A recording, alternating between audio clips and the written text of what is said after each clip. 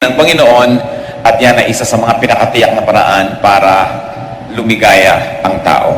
Salamat Panginoon dahil pwede namin kayong purihin, marami kaming dahilan para purihin kayo at ang pagpuri sa inyo ay may himala na ginagawa sa aming puso. Sa sandaling ito, pakalinisin niyo po kami, patawarin niyo po kami sa mga kasalanan namin, mga nagagawa namin Panginoong di kalugod-lugod sa inyo. Ano man ang pagsisikap namin, kinakapos kami, salamat na lang sapagkat nakalaan ang inyong pagpapatawad, ang iyong paglilinis. Hinahanap namin ang iyong kaluwalhatian, O Diyos. Magpakilala po kayong lalo na. Ang Espiritu po na nakatira sa amin, buhayin mo, gisingin, pasiglahin. Maging ang aming mga lupang katawan, pasiglahin niyo po ang aming isip at magkaroon kami ng napakagandang pakikipanayam sa inyo. Nawaan niyo po mga katuroan ngayon, baunin namin buong buhay, matandaan namin, pakinabangan namin. Nawa tanggapin nyo rin ang daladala namin mga papuri, awit, mga handog sa iyo, O Diyos, sa ating pagtatagpo dito sa inyong bulwagan. Bigyan niyo po kami ng pagpapala. Habang kami naman patuloy na nagbibigay sa iyo ng papuri, pasalamat, mga handog. May this godly and heavenly exchange, O God, glorify you and bless us, your people. Protect us from all illnesses, protect us from all works of evil men and evil spirits. Protect our loved ones who are not with us right now. May your peace, your glory, your joy be upon us. In the name of your Son, Jesus, our healer, we pray. How to be happy? First of all, we must recognize the need to be happy. There's really such a great need. Psalm 138, verse 7, though I walk in the midst of trouble, you preserve my life. So the second part says that God preserves our life, but the first part says and recognizes that we walk in the midst of trouble. Though I am surrounded by trouble, you protect me. People have troubles from the inside. Hindi natin kailangan lumayo para maghanap ng gulo, humanap ng kalungkutan, humanap ng hirap ng loob. People have fears. Marami tayong mga kinatatakutan. People have worries, anxieties. People have confusion. Ang ating spiritual life, kumisan parang roller coaster. May mga time na tumang-tuwa tayo sa Diyos, may mga time na naguguluhan tayo sa ating pananalig, may mga time na convinced tayo, may mga times naman na tayo kuminsan may pagdududa, may pag-aalinglangan, at kasama na nito kalungkutan at isolation. There's a lot of trouble from the inside. Sa iniisip, sa nadarama, sa ating mga pamantayan, sa ating mga gustong mangyaring, hindi mangyari, sa mga kaguluhan ng ating isip. There's also a lot of trouble from the outside, from other people. Siyempre, ang kaligayahan din natin, nakaasa sa ibang tao, ibibigay ba nila o hindi? Gaano karaming ibibigay nila o hindi? Papayagan ba nila tayo o hindi? Anong mga panganib ang nagmumula sa kanila? Anong comfort, anong pag-ibig ang magmumula sa ating kapwa-tao? There's also a lot of trouble from the environment. People are afraid, they're afraid of fires and earthquakes and volcanoes erupting. People are afraid of the weather changing and all that. But no matter how you become afraid, what can you do about the uncontrollable? So there are things that make us unhappy. They are uncontrollable, and there are those that are controllable anyway. But just the same, life could present so much reason to be sad. Pagka nga umiibig ka, masaya ka, pero may kakambal na lungkot dahil natatakot kang mawala yung iniibig mo. Either iwanan ka o kung sumakabilang buhay siya o mawala siya sa iyong piling, malayo, maraming kinakatakutan. That's why man needs happiness. Therefore, man should be able to make and to produce happiness and not just depend on events, not just depend on happiness to come. We must find reasons for happiness. At pagka ang tao may kaligayahan na paglalampasan ng lahat ng hirap, nadadaanan ng lahat ng pagsubok, natitiis ng lahat ng dapat tiisin. Kung hindi man kaligayahan na hawak na niya sa kanyang mga palad, kaligayahan na inaasam at inaasahan niyang darating. What are some of the major reasons to be happy? Psalm 138 verses 2 up to 8. I will bow down toward your holy temple and will praise your name for your love and your faithfulness, for you have exalted above all things your name and your word. When I called, you answered me. You made me bold and stout-hearted. All kings on this earth have heard your promises, Lord. and they will praise you. You are so famous that they will sing about the things you have done. Though you are above all of us, you care for humble people, and you keep a close watch on everyone who is proud. I am surrounded by trouble, but you protect me against my angry enemies. With your own powerful arm, you keep me safe. You, Lord, will always treat me with kindness. Your love never fails. You have made us what we are. Don't give up on us now. Napakaraming dahilan dito pa lang sa kaunting verses na ito para ang tao ay maging masaya o para aliwin niya at pasayahin ang kanyang sarili. At isa-isahin natin yun. Noong unang-una, God is loving and faithful. Kahit hindi laging loving and faithful ang mga tao, God is always loving and faithful. Para ka sumaya, iasa mo ang kaligayahan mo sa love and faithfulness of God. Secondary lang yung love and faithfulness of people. The love and faithfulness of people can make us happy in a very unique way. But the love and faithfulness of people can be threatened. The love and faithfulness of people can change. Salamat na lang kung hindi nagbabago. Lagi tayong mahal lang mahal natin, matapat sa atin yung pinagtatampatan natin. Pero ganun pa man, kung hindi man yun mangyari, pag inuuna mo na laging isipin that God is loving and faithful, at inuuna mo ang relasyon mo sa Diyos, dumating man o umalis sa mga tao, maging matapat man sila o hindi, you are steady. You are shaken, of course, but you are never broken. You are never totally destroyed when God is in the center of your life. Because of God, people could be loving and faithful too. Kung ang Diyos na lumikha sa atin at ang Diyos na may Espiritu nakatira sa atin ay mapagmahal at matapat, therefore, lahat ng taong tinatahanan ng kanyang Espiritu ay kaya ring maging mapagmahal at matapat. At kung marami tayong kalungkutan na tinatamasa dahil hindi tayo mahal o hindi matapat sa atin ang mga minamahal natin, dapat baliktarin natin yon. We cannot control other people, but we can control ourselves. So let's be happiness factories.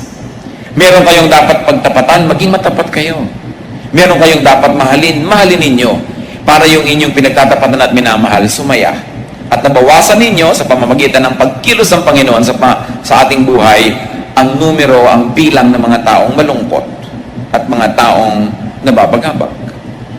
At dahil kumikilos din ng Diyos sa ibang tao, sila man maaaring maging paraan ng Diyos, kasangkapan para tayo'y mahalin ng Diyos through them. Therefore, open yourself to people's love. Because when you open yourself to God's love, you inevitably open your heart to love others, and you inevitably open your heart to accept the love of others. And then you are in the way of happiness. May mga daan, alam nyo, busy, may mga daan hindi halos nadadaanan. Yung pag-ibig, yung kasiyahan, may dinadaanan din yan, dapat nandun ka. Sa kalsada na yung katumira, sa address na yun, para lagi kang nadadaanan.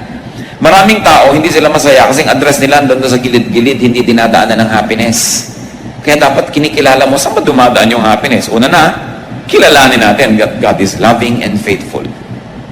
Two, God is true to His Word. Saan ba tayo kumukuha ng lakas ng loob? Di ba sa mga pangako ng Diyos? At sinasabi, God is true to His Word. Dapat alam mo ang mga pangako ng Diyos para maklaim mo. Yung mga nagdarasal nga kahit sa Biblia, kahit naman hindi makakalimutin ng Diyos, sila man ipinapaalala nila, Diyos, di ba sabi nyo ganito, di ba pangako nyo ganito, according to your word ganito. Hindi mo naman talaga ipinapaalala sa Diyos yun, ipinapaalala mo sa sarili mo na may pangako ang Diyos na ganon. Kasi hindi naman niya yung nalilimutan, pero nalilimutan natin. At kung nalilimutan natin, i-claim ang mga pangako ng Diyos, tayo yung nalulugi. Kaya ang masayang tao, inaalam ang salita ng Diyos at naniniwala na nanalig na ang Diyos ay matapat. Tutup din niya ang kanyang mga sinasabi. And because God has His Word in our hearts, and God has His Word printed, published, broadcast, God's wisdom is always relevant. Yung karunungan ng Diyos, nagbabago man ang panahon, nagbabago ang mga uso, hindi nagbabago ang karunungan ng Diyos. Magbago ka lang dapat ng paraan ng pag-a-apply nito, paraan ng pagbasa dito, para lagi kang makinabang. You know, bawat henerasyon, bawat lahi, bawat panahon, may mga unique elements ang kanilang kabihasnan. They have very, very unique civilizations. All the various generations of people and the various generations of civilizations. And their context help them define the true relevance of the Word of God to them. Kayong basa ng mga tao noong 16th century at pag-apply nila sa buhay nila, maraming pagbabago ang pagbabasa ng mga tao ngayon sa panahon na ito. Hindi nagbabago yung salita ng Diyos, but the way you apply it to your reality, because realities change, must be always timely. The unchanging Word of God, but our ever-fresh reading and ever-relevant application to our lives. Kaya maraming mga tao ayaw nila maging religious kasi parang backward, parang sobrang conservative, pati language, pati kilos, parang pang 16th century. Hindi bagay sa panahon. Dapat alam natin yung mga basic moral bedrock of the Word of God at yun ang hindi dapat ma-violate. But the way they are transplanted and read and interpreted and applied to daily life must always be relevant. Kaya ikaw nakahawak ka sa unchanging Word of God pero nakaugat ka sa patuloy na nagbabagong daigdig para lagi mong mahanap ang lagi ng mabisang kahulugan ng salita ng Diyos. God gives His promises. Therefore, know and claim God's promises. 1 Kings 18, 25 to 26. Now, Lord, God of Israel, this is a prayer, keep for your servant David, my father, the promises you have made to him when you said, you shall never fail to have a man to sit before me on the throne of Israel. If only your sons are careful in all they do to walk before me as you have done. And now, O God of Israel, let your word that you promised your servant David, my father, come true. Sinong nagdarasal? Di si Solomon. Alam ni Solomon ang pangako ng Diyos sa ama niya na si David. Kiniklaim niya. Kasi siya ang magbe-benefit ng promise na yon. Kaya napakahalaga na maganda ang ating relasyon sa Diyos kasi pati mga anak natin nagbe-benefit sa maganda nating kasunduan sa Diyos. Joshua 21:45, not one of all the Lord's good promises to the house of Israel failed. Everyone was fulfilled. Totoo ang Diyos, pwedeng asahan. Another reason to be happy is that God rules. God exalts Himself, God prevails. Sa biglang tingin, parang hindi lagi itong totoo. Pero yan ang dapat mo ngayong malaman kung paano i-apply sa buhay, na kung sa tingin mo na practical, parang ang naghahari kumisan ay kadiliman, pero alam mo na Diyos talaga ang tunay na naghahari. At ang mga paghahari ng kaguluhan, mga kadiliman, ay pansamantala. At ito ay haharap sa paghukom ng Diyos. Kaya ang dapat, lagi ka nang nasa panig ng totoo, sa panig ng tama, para hindi ka natatakot na humarap sa Diyos. Psalm 138:4-5, may all the kings of the earth praise you, O Lord, when they hear the words of your mouth. May they sing of the ways of the Lord, for the glory of the Lord is great. So ang idinedeclare dito is a submission of human kingdoms and human rulers, human ways and systems to the ways of God. At tayo, bagamat mayroong present mindset, meron din dapat tayong eternity mindset. That you process everything according to how it happens in your time, but you also contextualize it in the way it had been effective in the past, and it will continue to be effective in the future and in eternity. Ang nangyayari sa atin, may isa, dalawa, tatlong araw, sometimes tayo hindi nakakaintindi, pero hindi natin dapat ipako yung pananalig natin doon sa mga konting panahon na yun. Yung ating mga panahon na hindi natin nauunawaan ng Diyos will just be tiny dots in an otherwise long, happy line when we finally understand. Kaya ang sabi sa New Testament, now I know in part, but then I shall understand fully, even as I have been fully understood.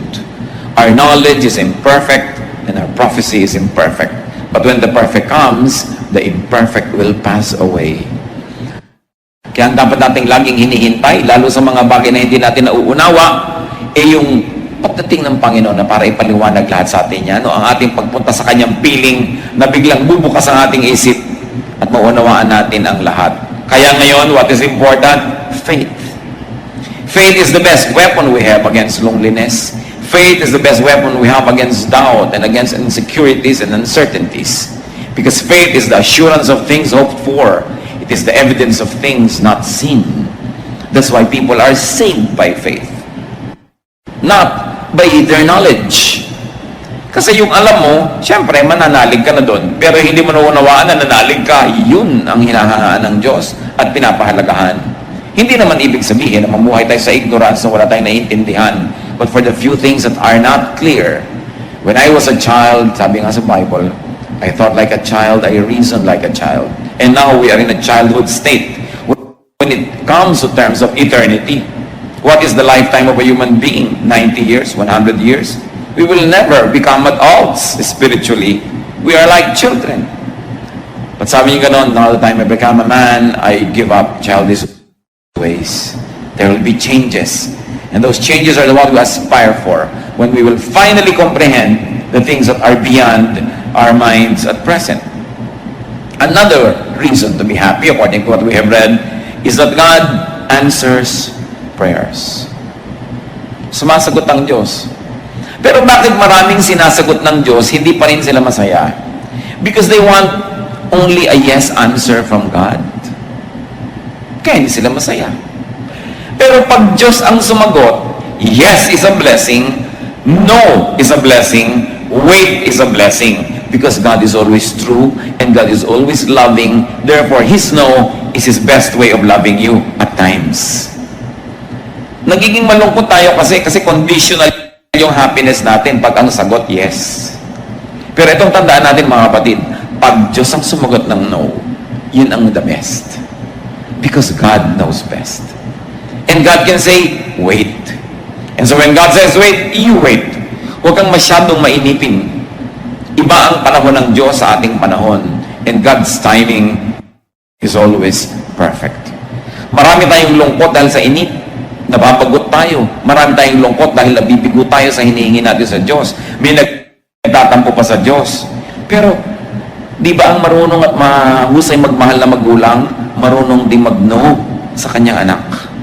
Hindi lahat ng hinihingi ng anak mo na sa kanyang limitadong pananaw ay mabuti sa kanya, ay ibibigay mo.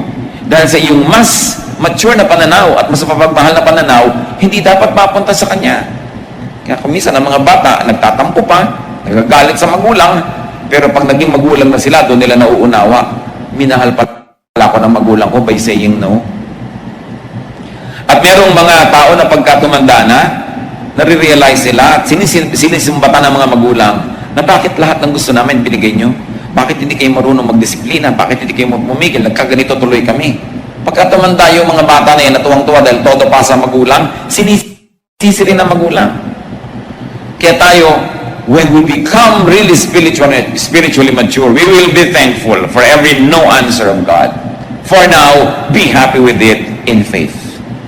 Para hindi tayo maraming nirereklamo sa buhay. God gives courage. Sa mga pinanghihinaan ng loob, sa mga nanghihina ang pananalig, sa mga natatakot, ano nagpapasaya? Yung binibigay ng Diyos sa atin na tibay. Courage, katapangan. Kaya, lagi ka dapat sa Diyos na malapit. And what's important is that God cares for humans, for persons, especially for humble people. Ano ba mas maging madali? Magyabang o maging mapagpakumbaba? Ano ba ang mas low maintenance? Kayabangan o kapakumbabaan? Kaya ang tao nagpapakumbaba, mas madaling sumaya. Ang tao hindi nagyayabang, hindi nagmamataas, hindi nagmamatigas, mas marami siyang kaligayahan. At kung sinabi sa binasa natin sa scripture that God cares for humble people, you want to be happy? You want God's care? Be humble. At hindi lang Diyos ang magiging maibigin sa iyo, pati kapwa-tao. Kasi wala namang tao natutuwa at nagmamahal sa mayabang, sa matigas ang loob, sa nang titikis, sa nang sasadista. Wala namang natutuwa sa ganun. Kaya dapat makita natin ang pandaraya ni Satanas. Pag natetempt tayong maging mayabang, maging matigas dyan, maging mahirap na makasundo, gusto ni Satan mangyari yun para magalit sa atin ng mga tao, para lalo tayong lumungkot, at para malayo din tayo sa Diyos. So God cares for humble people. You want to be happy? Be humble. Make it a habit to be humble. Kasi pag mayabang ka, may maintain ka. Pag maintain ka, nakaka-insecure. Baka hindi mo lagi ma-maintain. Nadadagdagan ang mga nervyos mo sa buhay. God keeps the proud in check. Why should that make you happy? Because if you're the one being proud, God prunes you and corrects you para hindi ka lalong lumala. Ang palo ng Diyos, isa na naman yung paraan ng pag-ibig. Napalo ka dahil mahal ka. Yung bang anak ng kapitbahay na hindi mo mahal, papaluin mo pag gumagawa ng mali? Hindi mo naman mahal yun eh. Pero yung mahal mo, papaluin mo. At pag pinapalo tayo ng Diyos, siya ang unang-unang nasasaktan. Tulad din ng magulang na namamalo ng anak. Liban na lang yung mga magulang na sa sobrang galit, gumaganti na lang talaga, nambugbog na lang ng anak dahil ng galit, o nagalit siya. Pero yung kalmado ka, papaluin mo, mahirap gawin yun. Kaya nga ang mga magulang, pinapayuhan natin, pag galit na galit kayo, tinuturo naman sa Bible, mamalo ng anak eh. Pero huwag kayong mamalo habang galit kayo. Kasi baka naghihiganti lang kayo nun. Baka it is the evil nature that was insulted or challenged, and now you're trying to be supreme, and you're trying to assert your seniority and authority. Tuloy, hindi ka na namamalo para magtuwid, namamalo ka para gumante. Iba yun. Hindi gusto ng Diyos na ganun palo. Pero yung palo ng pagtutuwid, mabuti yun sa pinapalo. Ngayon, kung ikaw si mayabang na humble ka, na walang ka na ipinagyayabang mo, pero anak ka ng Diyos, masaya ka dapat. So pwede mo masabi, Lord, salamat, napahiya ako, salamat, kinapos ako, salamat, na-humble ako. Kasi nalilibang na ako, nakakalusot ang mga kayabangan ko, akala ko pwede na. Akala ko deserve ko kasi yung ganong mga kayabangan. So, pagka ikaw napalo, pasalamat ka. Pero bakit pa rin tayo magiging masaya that God keeps the proud in check? Kasi kung tayo yung api, kung tayo yung nagpapasensya, tayo yung na-damage sa mga mayayabang, alam mo na hindi naman sila ito-tolerate ng Diyos sa matagal.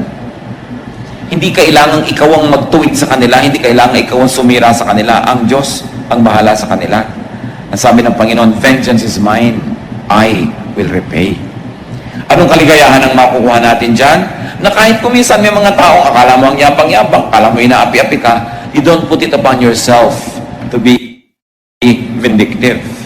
Hindi ikaw kailangan magplano ng pagganti. Ikaw tuloy na spare from a lot of trouble and even consequences of having been vindictive. Kaya napakainam yung ipinapasa Diyos mo ang maraming bagay. Siyempre, kung talagang naapi ka at kailangan mo mag-recourse sa batas, kaya nga may gobyerno, kaya may hostisya, because it's also an instrument of God to protect the innocent. No? Kaya napakahalaga ng mga Kristiyano, pinaglalaban mo kung ano yung tama, kung ano yung matuwid, kung ano yung makatwiran. Why else can we be happy according to the verses? Because God protects His people against angry enemies. Kung minsan naman wala kang ginagawa, may nagagalit talaga sa'yo. Pero nakikita ng Panginoon ang lahat ng iyon. Sa Panginoon kayo magsumbong. Kung may mga tao nagagalit sa inyo at matapos yung magsaliksik ng inyong budhi, alam niya naman na wala kayo talagang ginawa para magalit sila, then ipasa Diyos. Psalm 138:7, you stretch out your hand against the anger of my foes. With your right hand, you save me. Sa Diyos tayo magpaligtas. Sa Diyos tayo laging lumapit. Kung minsan kasi lalapit ka sa tao, nabibigo ka. O kaya, tutulungan ka niya pero hindi pala niya kaya. Kabiguan pa rin ang ending. But to trust God. And the Lord is always kind to His people. Lagi. Pag sinabing lagi, tulad ng ini-emphasize natin, kahit no yung answer, kahit namamalo ang Diyos, kindness yun. At pag naunawa natin yan, na-absorb natin mga kapatid yung kahulugan ng God is always kind, no matter how people perceive God's dealings, that His love never fails, sasaya ka. Kung hindi pa totoo ang lahat ng ito, look mga kapatid, buhay pa tayong lahat. Ilang taon na kayo, ilang panganib na ang inyong dinaanan, ilang sakit na ang naranasan natin, ilang mga pagtatangkalan ng iba na sirain tayo, pero look, buhay pa tayo. Isang malaking patotoo ng kabutihan ng Diyos. At kahit hindi ka pa rin buhay ngayon, sinabi ka, to live is Christ, to die is gain. Wala kang pwedeng puntahan na hindi nandun ng Diyos. Pasalamat ka pa rin. Kaya ang happiness mo, dapat walang pagsidlan, walang kondisyon. Ano man yon, anak ka ng Diyos, everything that happens is a blessing to those who love God and are called according to His purpose. And even if we move to the next life, God will be there. Yung greatest fear natin, death, should be the greatest liberator. Because we will at last be spiritually one with our God. Psalm 139 verses 7 to 8, where can I go from your spirit? Where can I flee from your presence? If I go to the heavens, you are there. If I make my bed in the depths, you are there. Sa pusudodan ng dagat, nandun ka. Sa kataas-taas ang langit, nandun ka. Paano kita tatakasan? Napakasarap na yung mga basic truths na ito laging maalala. Kasi sabi, though I walk through the valley of the shadow of death, I will fear no evil. Mga kapatid, ano yung mga valley of the shadow of death ng inyong buhay? Sasakay ka ng aeroplano, dinenervyos ka. Diba? Yung, ayan, I'm walking through the valley of the shadow of death. Sasakay ka ng barko kumisan, dinenervyos ka, lalo masungit ang panahon. Ang dami-dami sa ating citizens, walang magawa. Talagang wala silang sariling sasakyan. Sumasakay sa mga bus o mga sasakyan, nagkakarera yung mga driver na hindi mo na malaman kung anong mga buhay ka pa bang bababa dun o hindi. Ito, I walk through the valley of death. Ang daming fears. Baka ka mawalan ng trabaho, baka ka magkaroon ng sakit, baka kung ano-ano. Pero ang sabi, even though I walk through the valley of the shadow of death, I will fear no evil because you are with me. Dahil kasama natin ang Diyos. Napansin niyo ba, 8 mga dahilan yan para sumaya, pero meron niyang isang common denominator, mga kapatid. It is all God-based and God-centered. Lahat ng dahilan ng kaligayahan na yan, dahil sa Diyos, dahil may Diyos. Many people are sad because they seek happiness outside of God. Many people are sad because they seek happiness away from God. They seek happiness mostly from people and from things. Therefore, people are sad. Pero ito, 8 great reasons to be happy, and all of them focus on God.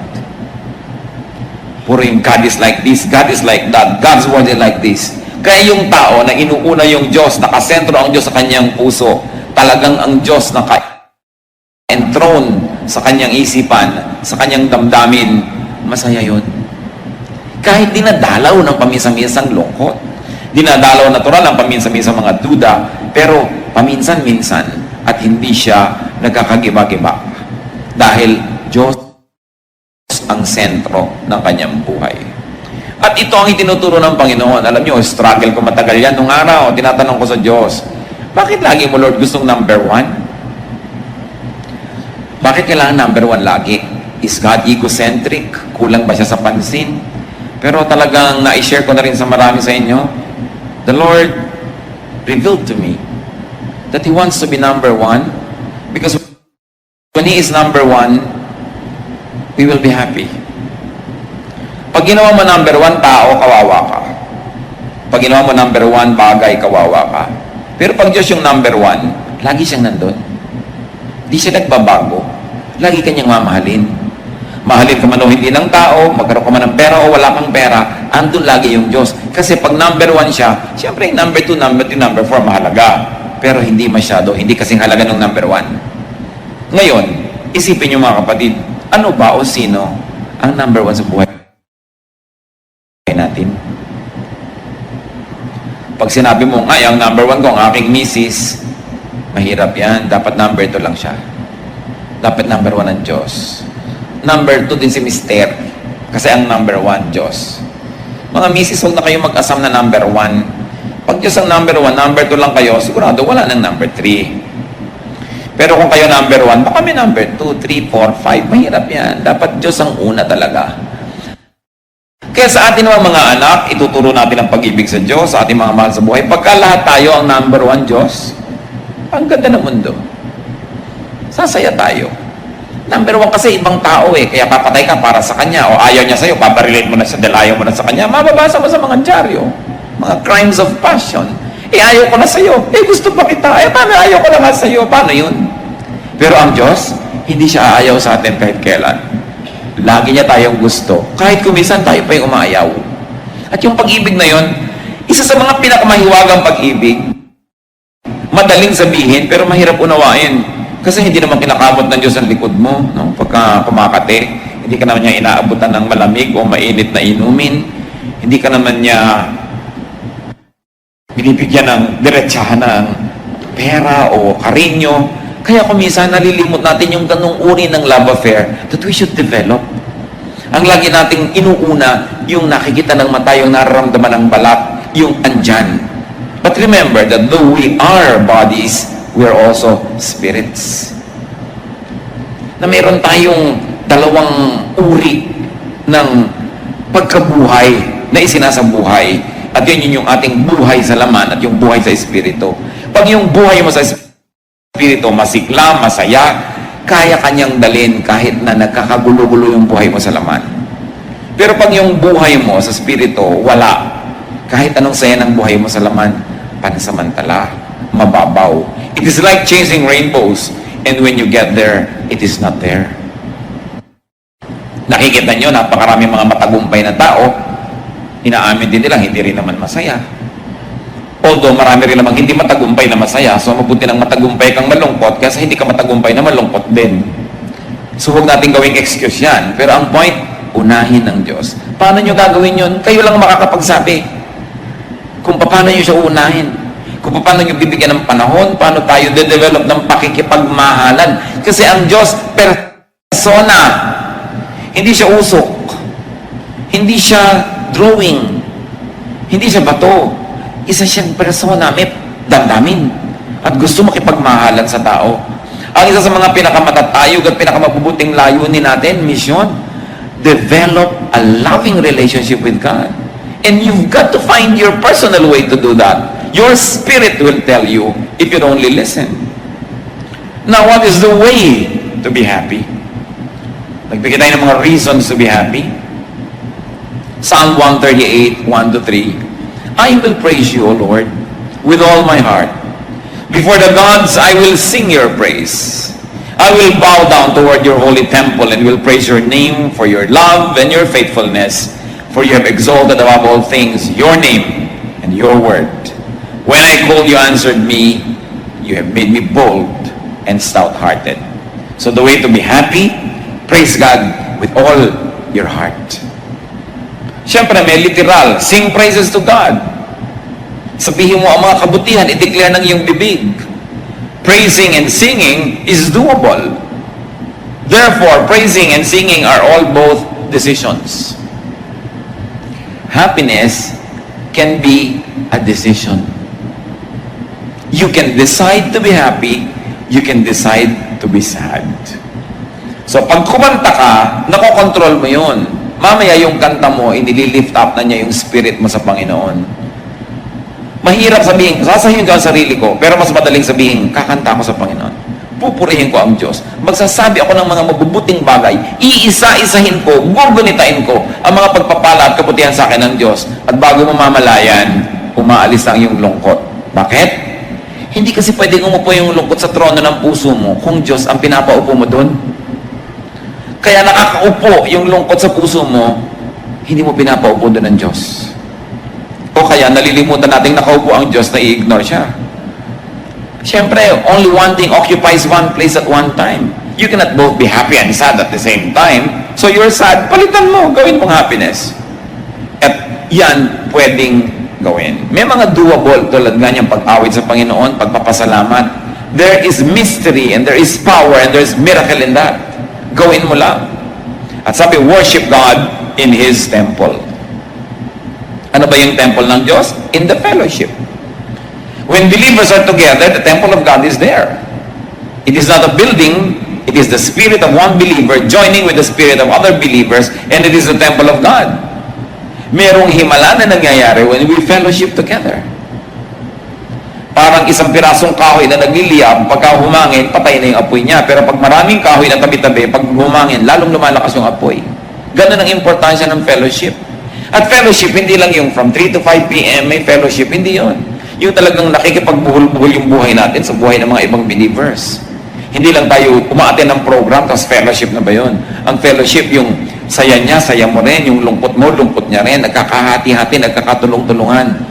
Ang Diyos kasi nilikha tayo na talagang nakikipag-asahan sa ibang tao, umaasa at naaasahan. Kaya marami daw malungkot, sabi nga ng isang poster, people are lonely because they build walls instead of bridges. So we build walls to people, against people, we become sad. That's why we fellowship.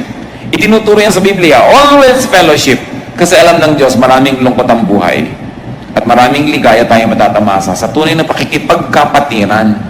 Yung tunay na pakikipagpalagay ang loob at pakikipagtulungan. Hindi yung superficial lang. Hindi yung strict mo sa fellowship, ayaw na tuloy umatin ng iba. Hindi na sila pwede maging totoo. Pagtanggap, walang patakarang pagtanggap sa kapwa. Pagmamahal, pagtulong para siya umasenso, ma-develop, may saya dun. You are able to unmask yourself and you're able to be your true self in the presence of another person or persons that already gives you happiness. Ang hirap-hirap nung nag-iisa ka na nagdadala ng problema mo, nag-iisa ka na nakakaalam ng tunay mong mga iniisip, niloloob, ang tunay mong pagkatao, it isolates you. Pero kung tayo bukas ang ating puso, bukas ang ating palad na tumanggap sa ating kapwa, we make them happy. And in the process of making people happy, miraculously, you also become happy. As you know it by experience, that when you make people sad, you also become sad. Kahit kung minsan natutuwa ka, ay nagantihan ko siya, ay naipahiya ko siya, pero makinig ka sa budhi mo, may napalungkot kang tao, may nasaktan ka, ang totoo nasasaktan ka rin. Bakit? Nilikha kasi tayo ng tao ng Diyos na kapwa-tao. Ang nangyayari sa kapwa natin, nangyayari rin sa atin. Naiintindihan man natin yun o hindi. Kaya mas nagpapasaya tayo ng iba, mas sumasaya tayo. Mas nagpapalungkot tayo ng iba, mas inuusig tayo ng budhi natin. Kung minsan gasgas na yung budhi na yun, hindi na malinaw, pero meron ka pa ring heavy feeling na hindi mo malaman kung bakit, kasi may atraso ka pala sa iba. Ang isang pinakamabisang paraan para sumaya, magpasaya ka ng iba. Sasaya ka sigurado. Magbigay ka sa gutom, magbigay ka sa mga bata, magbigay sa nangangailangan. Pero ang isang pinakamabilis lumungkot, magdamot ka. May nangangailangan, may ibibigay ka, pero pinagdamutan mo, natutuwa ka dahil yung pera mo hindi nagalaw, hindi ka naabala, pero may lungkot ka rin. Kung aaminin mo yun, may lungkot ka. So we go back to our basic humanity, that our happiness is in making other people happy. It is a true fellowship, true worship. So we worship God in His temple among the believers, and you worship God within you, because the Spirit of God is in your heart. Therefore, make peace with yourself. Pag sinabi mo yung self, ano yon? Yung spirito ng Diyos at saka yung flesh, magkasama, yun ang self mo. You make peace with yourself. You make peace with God who is in you. Makinig sa usig ng budhi, makinig sa konsyensya, at kailangan matuto ka rin na tanggapin ang iyong sarili. So that you are at peace with yourself. Pag ikaw ang number one nagre-reject sa sarili mo, dahil may iba kang gustong pagkatao, may iba kang gustong itsura, meron kang gustong ibang buhok, meron kang gustong ibang height, hindi ka sasaya. Kasi you are not at peace with yourself. We are not perfect. We must move from glory to glory. We must improve and improve and improve. But you begin with accepting yourself. Maraming lungkot kasi we are on denial. Hindi natin ina-accept ang sarili natin. At pag hindi natin ina-accept ang sarili natin, paano natin na-acceptin ang iba? There is genuine liberation in being accepted and in accepting others. How else to be happy? Ask help from God. First and foremost. God dapat una.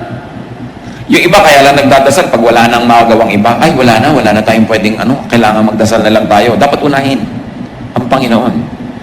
Because He answers prayers according to what we have read. Make God your first, not your last resort. And be humble, as we have said. The humble can be much, much happier. Because God is soft-hearted to the humble. James 4:6. But He gives us more grace. That's why Scripture says, God opposes the proud, but gives grace to the humble. In 1 Peter 5:6, humble yourselves, therefore, under God's mighty hand, that He may lift you in due time. Happiness is more easily attainable in humility. And as we have said, accept yourself. accept your life. It doesn't mean na huwag ka na mag-ambisyon na improve yan. It doesn't mean na huwag ka na magkaroon ng mga pangarap na makalaya sa kung ano man ang gumagapo sa iyo ngayon. But for the time being, accept your reality. Do what you can to change it for the better. But while the better is not yet achieved, be happy with your reality. Do not live in denial. Kailangan tanggapin mong eto ang buhay ko ngayon. Gusto ko napakarami sanang halamanan pero nakatira ako din sa prasong bahay na ito. So maglalagay ako ng halaman sa lahat ng floor walks. May halaman ka na rin. Hindi pa lang na marami. You can alter your reality and you can create your reality. Yung mga Japanese, dahil sa dami nila, siksikan, dami ng populasyon, they have developed to have privacy in the mind. Yung nasa loob lang nila yung privacy nila. Nasobrahan nga, kaya marami, nagpapakamatay, nalulungkot masyado. Pero ibig sabihin, close your eyes and you can be alone though you're in a crowd. The way you think, the way you react to your environment will make you happy or sad. God made you as you are. Psalm 138:8, the Lord will fulfill His purpose for me. Your love, O Lord, endures forever. Do not abandon the works of your hands. So pinapaalala, nung umaawit dito, huwag mong pababayaan, Diyos, ako na ikaw naman ang lumikha. Ganito naman ako kasi nilikha mo kung ganito, di ba? Sino bang lumikha sa atin, di ba, Diyos? Pero dahil nga sa nangyari sa humanidad na nalayo sa Diyos, so minsan sa iba sa atin, mas malayo, mas malapit sa image of God. So lahat tayo dapat lumapit ng lumapit. Pero your basic humanness and humanity, hindi naman creator si Satan eh. It's God who created us. So, sabi niya, do not abandon the works of your hands. Ako, O Diyos, ay gawa mo. So, turuan mo ako kung paano ko mamumuhay ng masaya, maka-Diyos, maka-tao, na ako ay ako. Na hindi ako yung iba. Na hindi ko pinipilit maging iba ako kasi ako ay ako at gawa mo ako. Although, I will improve myself and I will continue to change from glory to glory, but I will begin with accepting na kayo ang gumawa sa akin. Kaya ako ganito, ginawa niyo ako. At kung tayo mga kapatid, ay magkakaroon din na ganyang paningin sa iba, kaya ganyan yung nanay mo, kaya ganyan yung tatay mo, kasi ginawa siya ng Diyos. Pero ginawa ka, pero anong reaction mo sa buhay?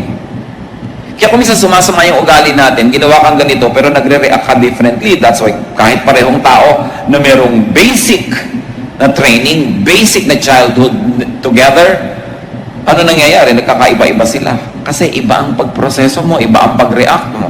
Meron pag inuutusan ng magulang, nagagalit. Meron pag inuutusan, sumusunod agad. So, control your behavior para lalo kang umasenso at bumuti. But you begin and not end with accepting yourself.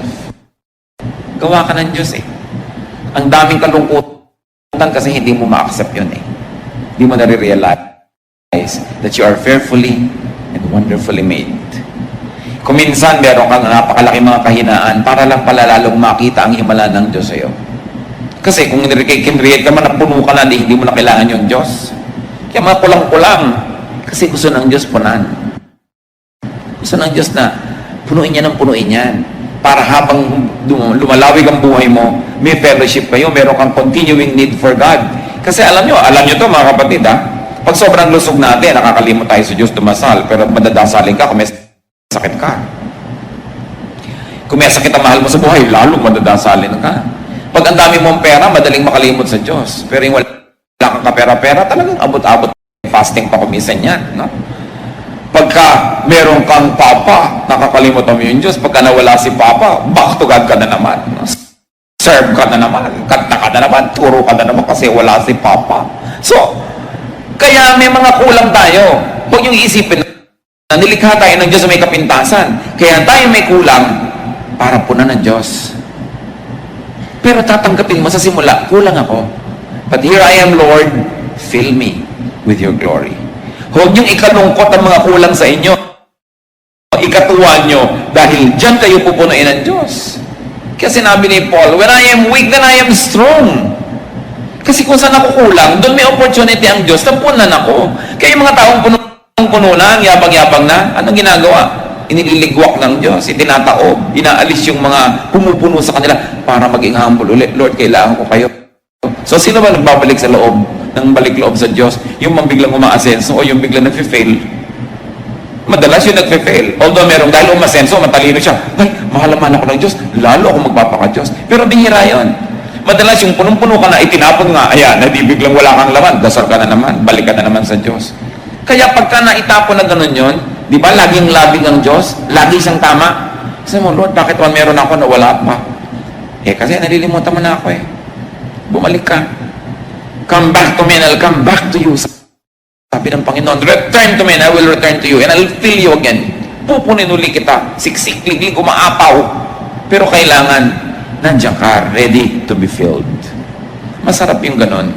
So, sino ang nakakatanggap talaga ng mga himala? Di ba yung nakakasakit? Yung lagi naman malusog.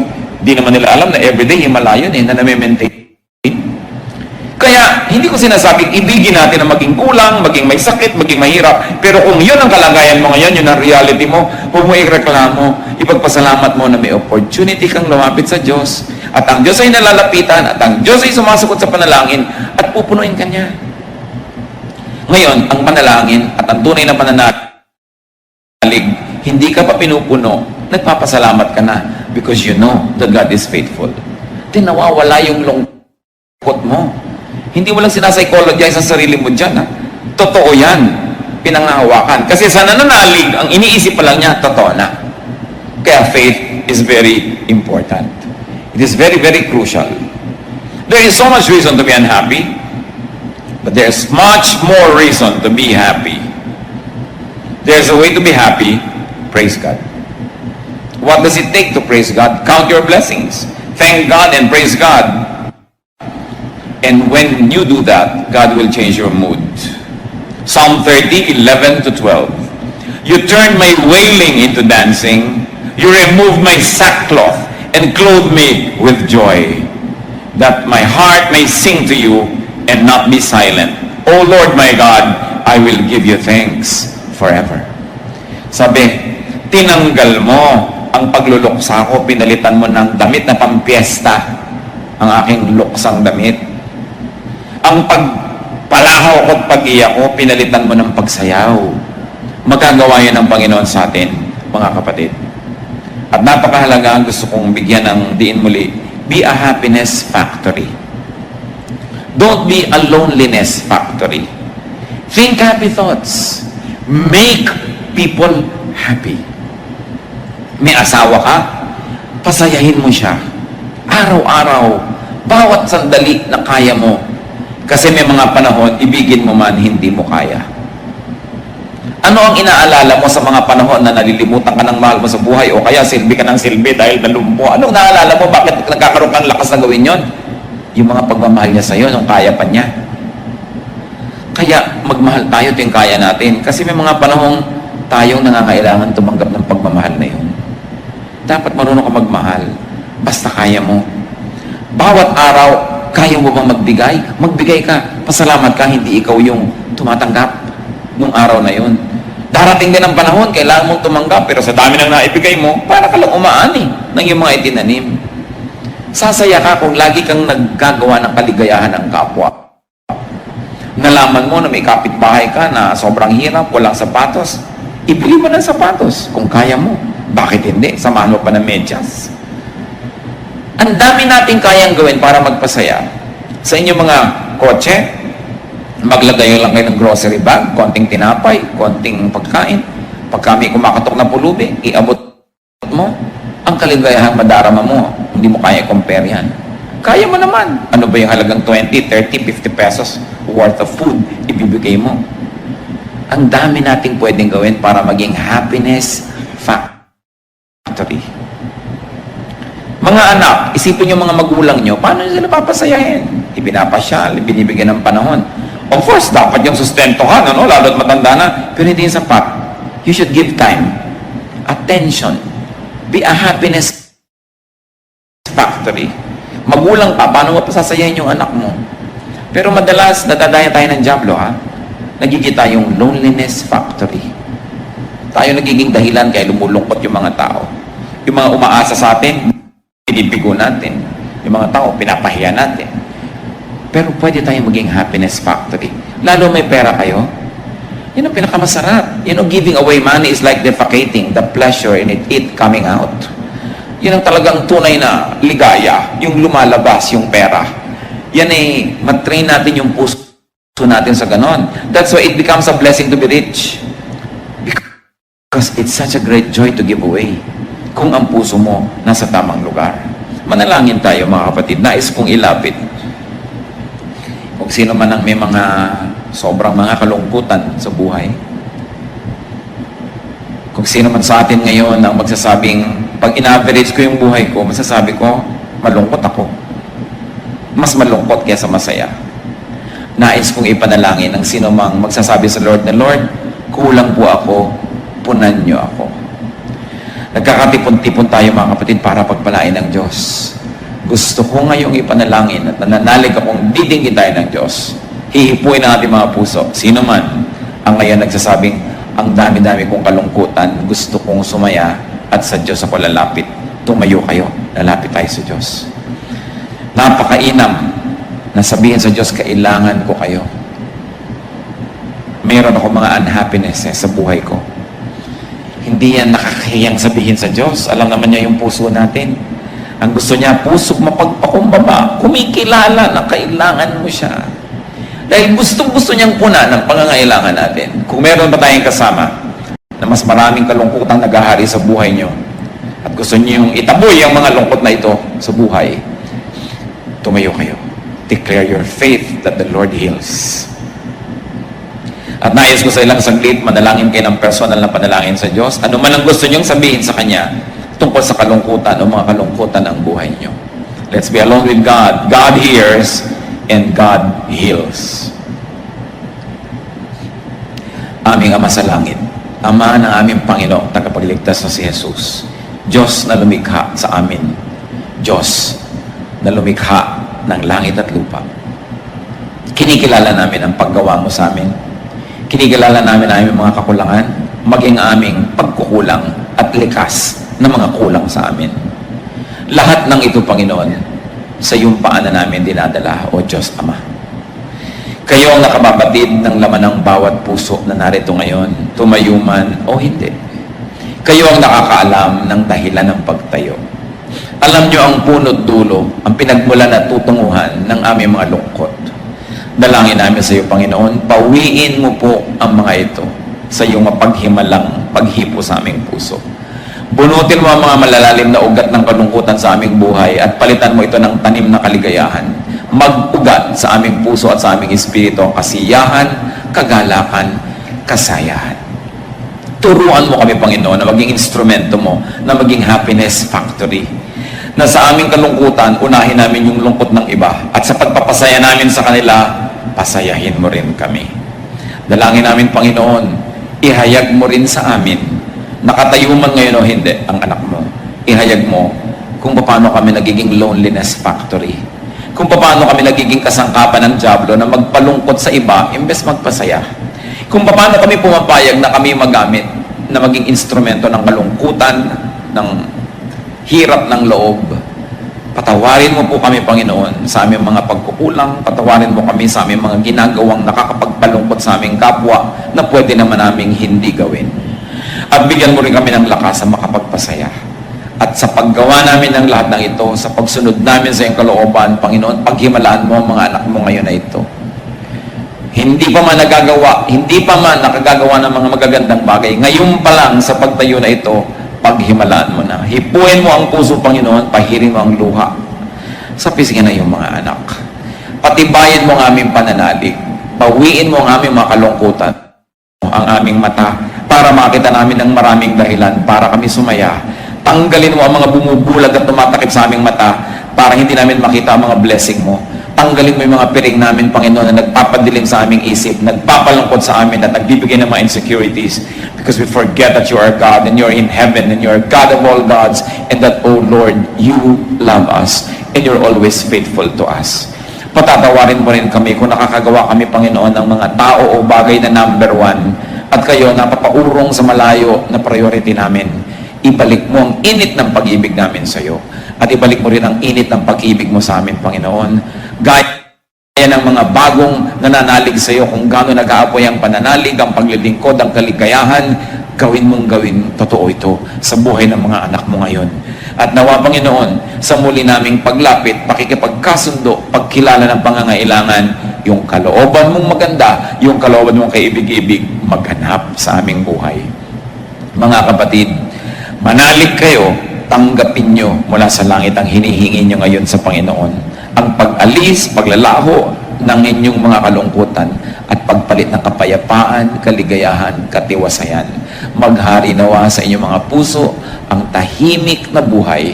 Makatulog nawa kayo ng mahimbing pag kayo humihiga. Makakain nawa kayo na masarap pagka kayo nasa hapagkainan. Sumaya nawa ang inyong mga buhay at sa panahon ng mga kalungkutan, huwag kalimutan na ito'y pansumandali at ang Diyos nagbibigay ng saya at ng lungkot din. Pero ang makilala nyo, yung lungkot na nanggagaling kay Satanas, tanggihan ito. Pero ang lungkot na pinapayagan ng Diyos, tanggapin, sapagkat ito'y nakakapagpadalisay ng ating pagkatao. Panginoon, ipakilala mo sa amin yung nagmumula sa inyo at matanggap namin para sa ikabubuti ng